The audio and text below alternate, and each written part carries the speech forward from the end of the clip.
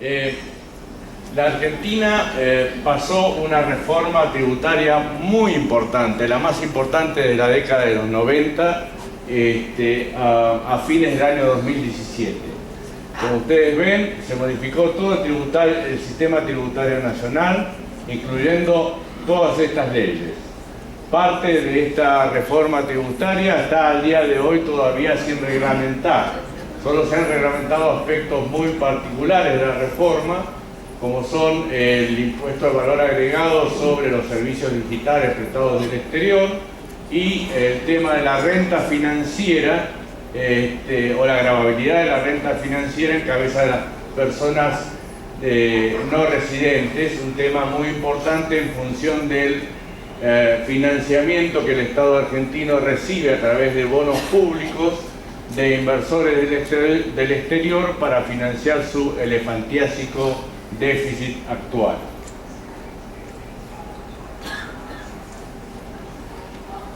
Concomitantemente se sancionó la ley de consenso fiscal, una ley que hace al federalismo de concertación, y este es un tema, entiendo yo, muy caro para Brasil, donde hay tanto problema a nivel estadual y municipal en la aplicación de los impuestos.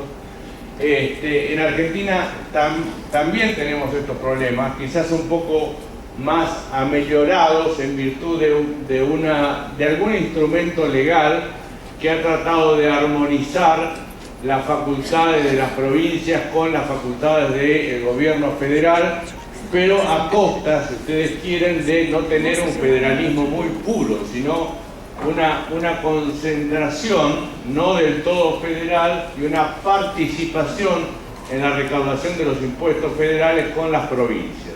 A través del sistema, como condición para participar de la coparticipación, se exige a las provincias cumplir determinados requisitos en la aplicación de sus propios impuestos, lo cual lleva a una determinada unificación en torno a las bases imponibles y a los hechos imponibles.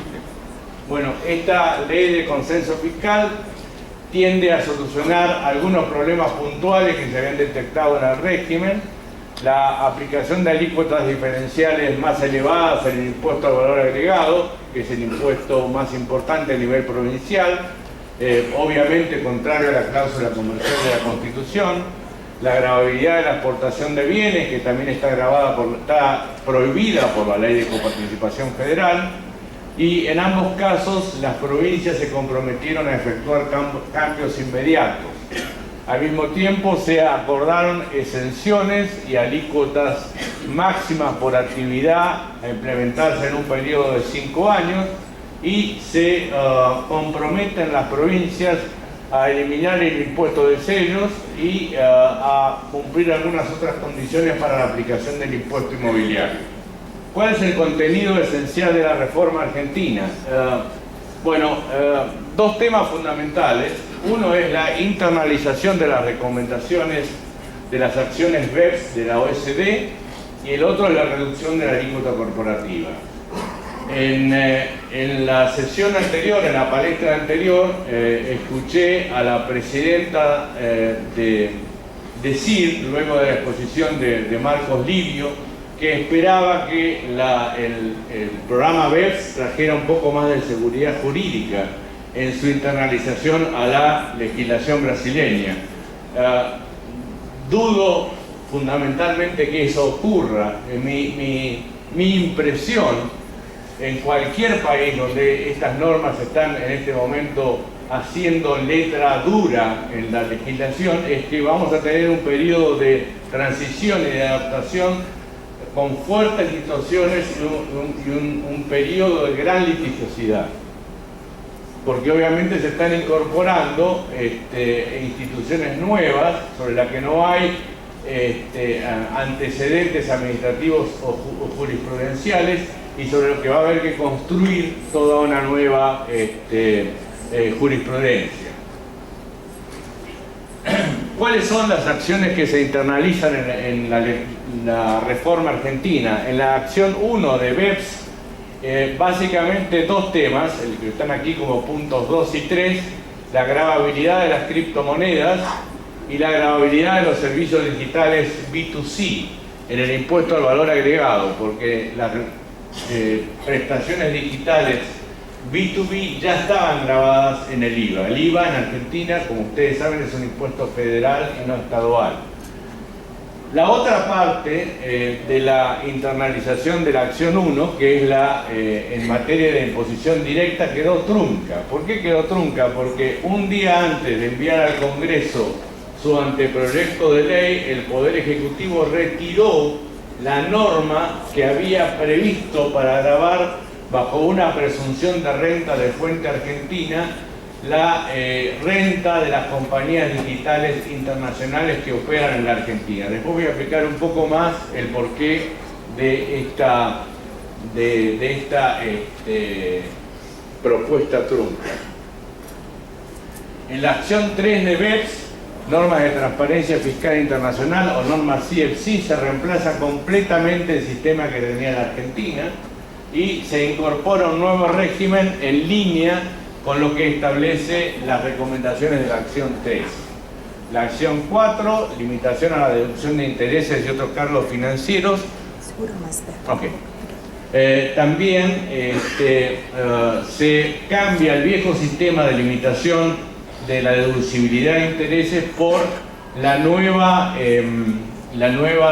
pauta que surge de la acción 4 de la acción BEPS, que es básicamente una relación con el EBITDA.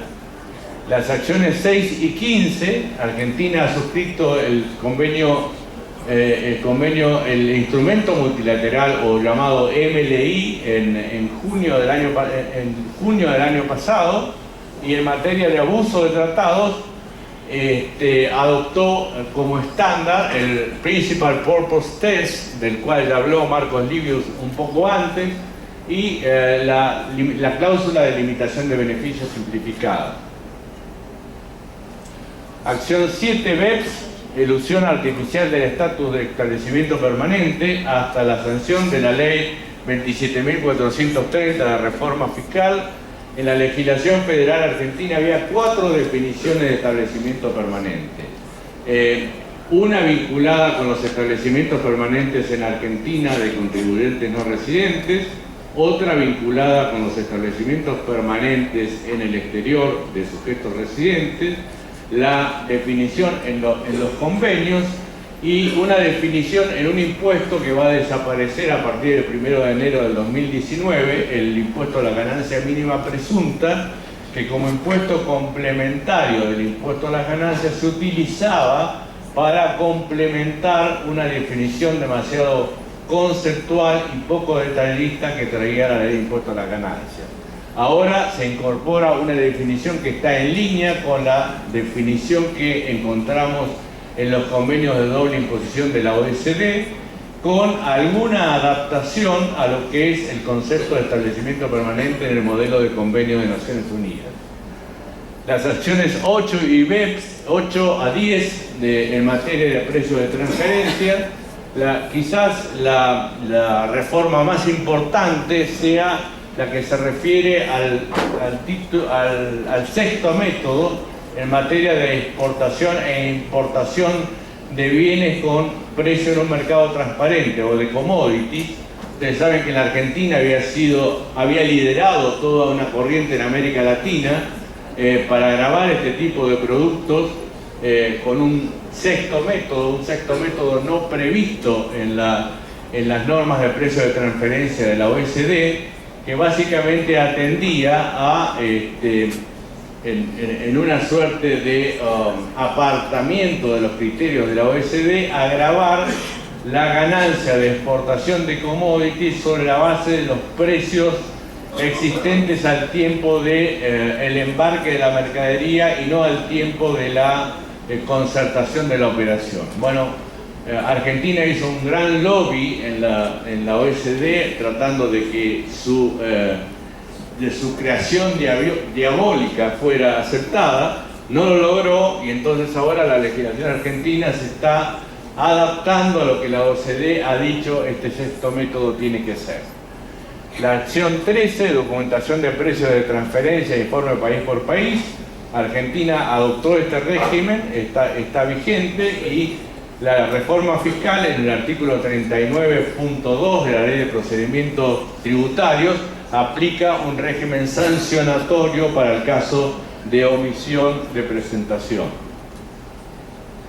En materia de la acción 14, se establece un procedimiento de acuerdo mutuo en la Ley de Procedimientos Fiscales para los MAPs que pudieran llevarse adelante bajo los convenios de doble imposición vigente, y siguiendo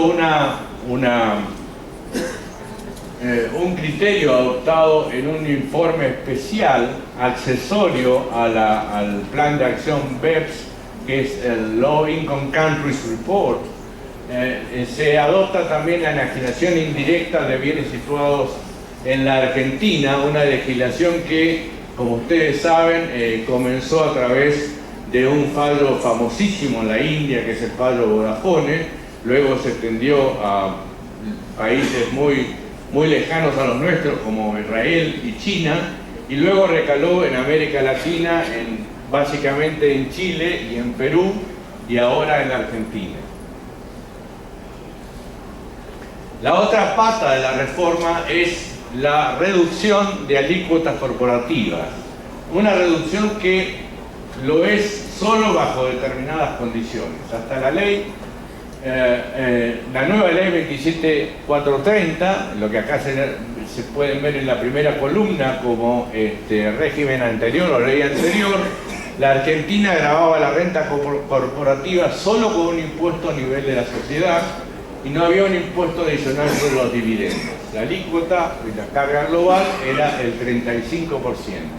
Adicionalmente se preveía lo que se denomina un impuesto de igualación, cuyo destino era gravar a nivel de la sociedad ante una distribución la diferencia que pudiera existir entre la ganancia contable y la ganancia tributaria. Básicamente una suerte de recapture de la ganancia no grabada previamente en función de exenciones, de grabaciones u otros instrumentos de incentivo.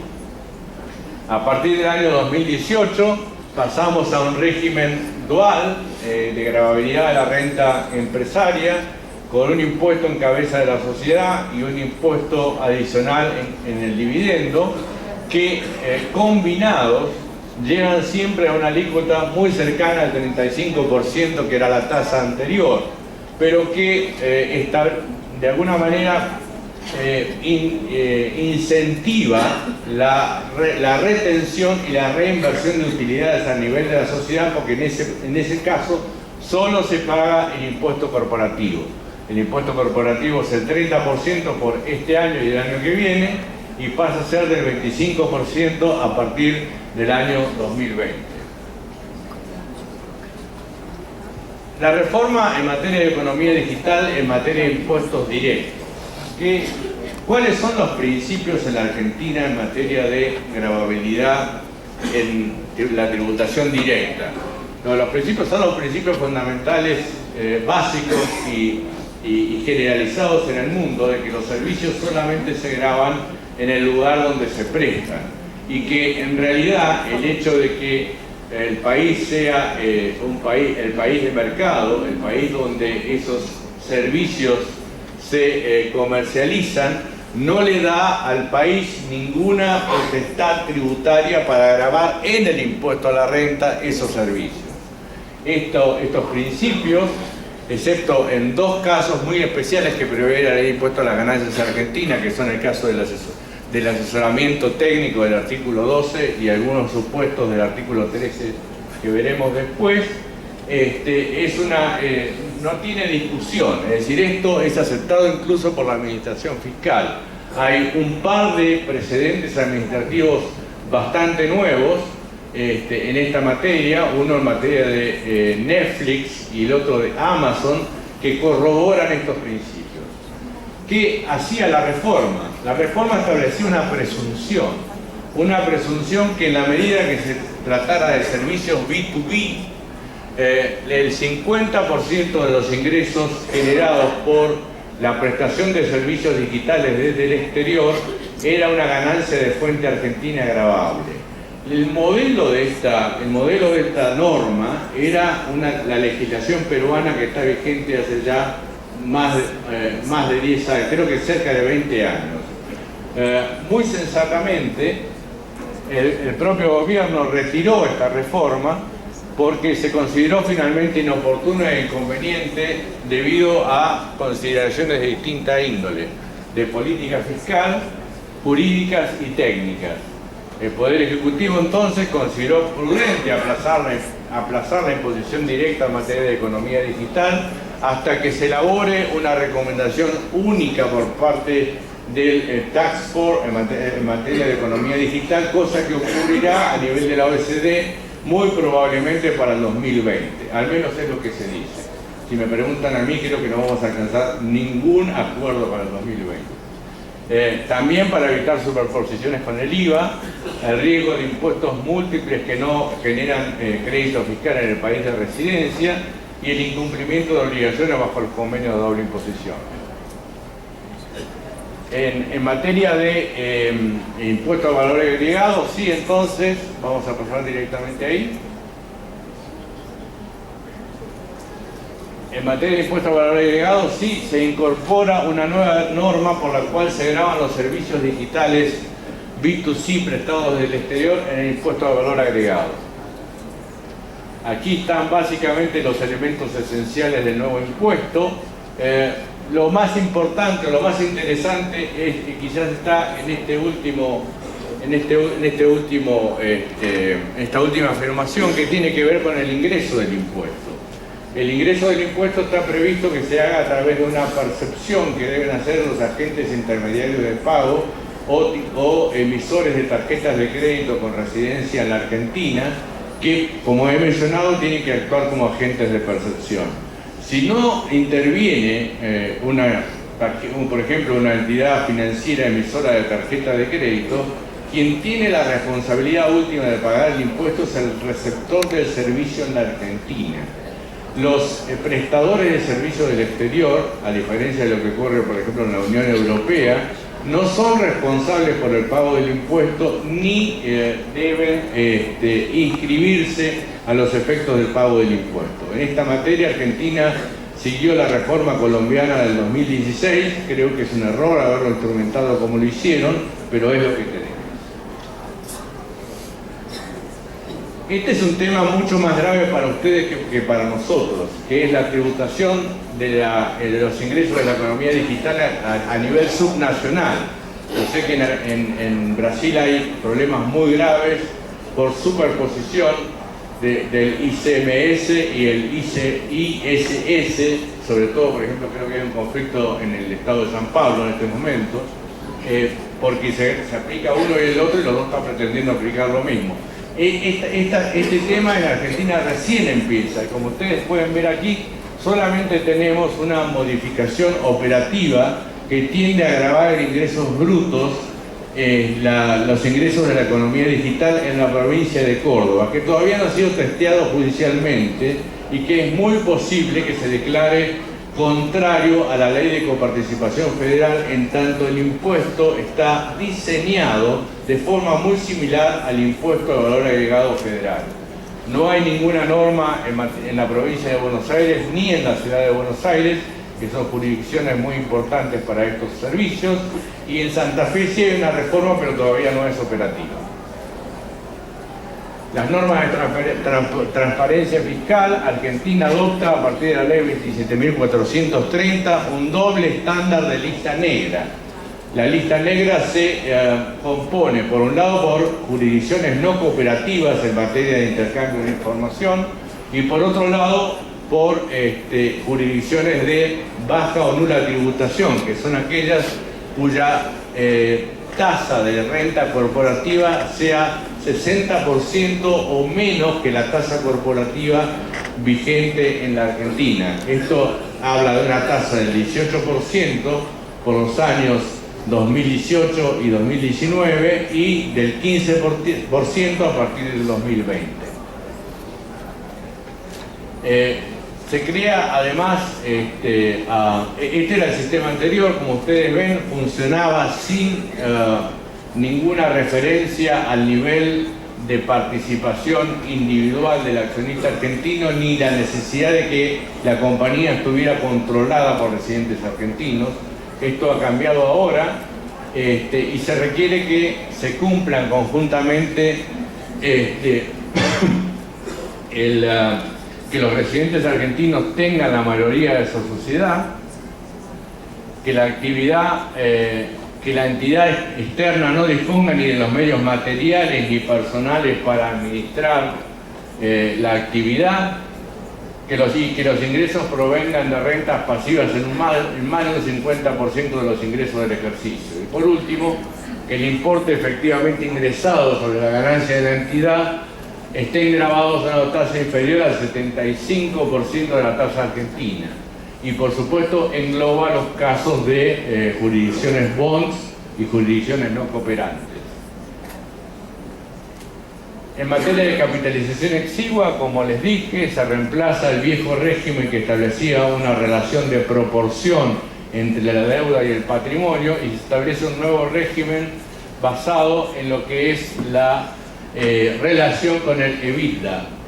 Los intereses, el límite de la deducción de intereses está basado en un 30% del EBITDA, de la ganancia antes de deducir los intereses y las amortizaciones. Los excesos son trasladables. Abuso de tratados. Bueno, como les dije, Argentina adopta el estándar del PPT o Principal Purpose Test y la cláusula de limitación de beneficios simplificada. Estos estándares también han sido recogidos en recientes convenios firmados por la Argentina con Chile, el artículo 24, México, el artículo 28, el protocolo adicional con Brasil en el artículo 27, que como ustedes saben ya está ratificado por los dos países y solamente falta el intercambio de los instrumentos de ratificación para que entre en plena vigencia. El nuevo concepto de establecimiento permanente, voy a pasar muy rápido por esto porque me falta tiempo. Estas son las 4 definiciones que había para la ley anterior que les mencioné. Desde 2018 en adelante, las inversiones de o en países con convenio, prevalece el convenio porque los convenios y los tratados internacionales tienen, bajo el sistema constitucional argentino, prevalencia sobre la ley interna. Y para el resto de los países que no tienen convenio, entonces se va a aplicar esta nueva definición que trae la ley de impuesto a las ganancias. La estructura del nuevo artículo sobre convenio, sobre establecimiento permanente, sigue los lineamientos del modelo de convenio de la OECD y del modelo de convenio de Naciones Unidas. O sea, tiene un párrafo primero que define positivamente cuáles son las actividades. Tiene un segundo párrafo que habla de las actividades específicas de establecimiento permanente, las obras cuando superen los 6 meses, los establecimientos de servicio cuando superen los 6 meses. El cuarto párrafo, la lista negativa, que es tradicional en el diseño de los modelos de convenio OECD y Naciones Unidas. Y después las cláusulas de agentes, que son las típicas cláusulas de agentes, con el agregado en materia de agentes independientes que, como consecuencia de las recomendaciones de la acción BEPS, ahora considera como agente dependiente a los agentes independientes exclusivos. Precio de transferencia, sexto método, ya les comenté, voy a pasar muy rápidamente sobre esto, que la ley nueva establece una adaptación del sistema argentino muy agresivo, vigente del año 2003, a las nuevas recomendaciones de la OECD, que básicamente son aplicar un precio CUP bajo dos condiciones. Surja el análisis funcional que el intermediario internacional que interviene en la operación recibe una remuneración o retribución arm's length, y además que los contratos estén inscritos con la autoridad fiscal. Solamente queda entonces la aplicación supletoria extraordinaria del precio vigente al tiempo de embarque cuando no se cumplan esas dos obligaciones. Se reglamentan los APAs por primera vez en el país. Hasta ahora jamás había habido la posibilidad de un acuerdo de precio de transferencia anticipado. Como les dije también, se implementa a través de una resolución toda la cuestión de información país por país en materia de precio de transferencia. Y se reglamenta la ley de procedimientos fiscales, los MAPs, es decir, los procedimientos de acuerdo mutuo bajo los convenios de doble imposición, que hasta ahora no tenían ninguna reglamentación ni en cuanto a su legitimidad, procedimiento, plazos, etc.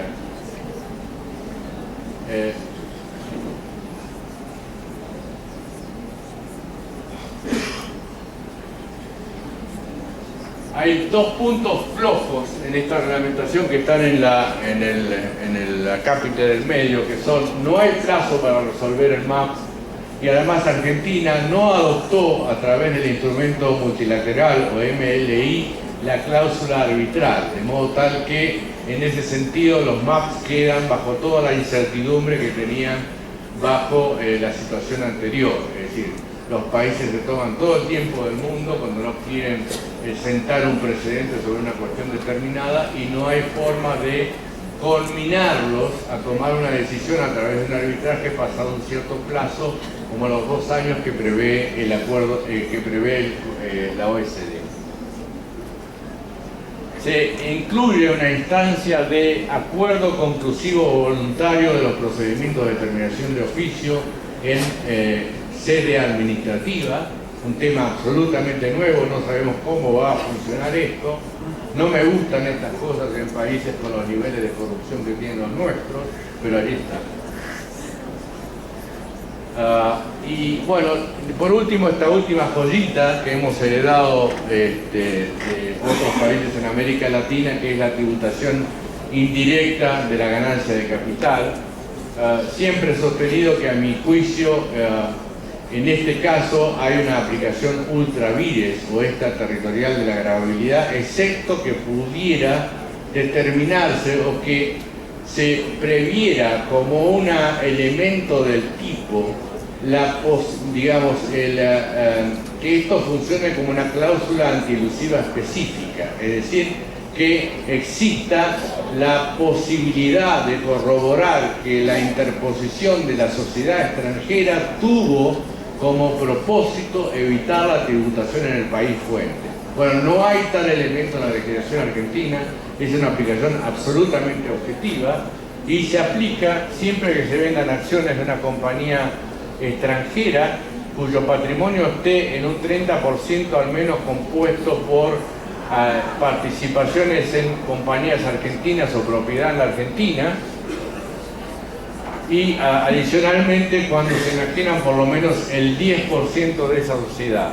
Este último slide tiende a ejemplificar este caso, es decir, un sujeto no residente enajena acciones representativas del 10% más del patrimonio de EE, la entidad del exterior, sea adquirentes residentes o no residentes, en la medida que esa entidad del exterior tenga propiedad en Argentina equivalente a un 30% de su patrimonio, se aplica esta nueva imposición indirecta sobre la ganancia de capital a una tasa nominal que es el 15% y una tasa efectiva que es el 13.5%, proveniente de aplicar esa tasa nominal sobre una renta presunta del 90%.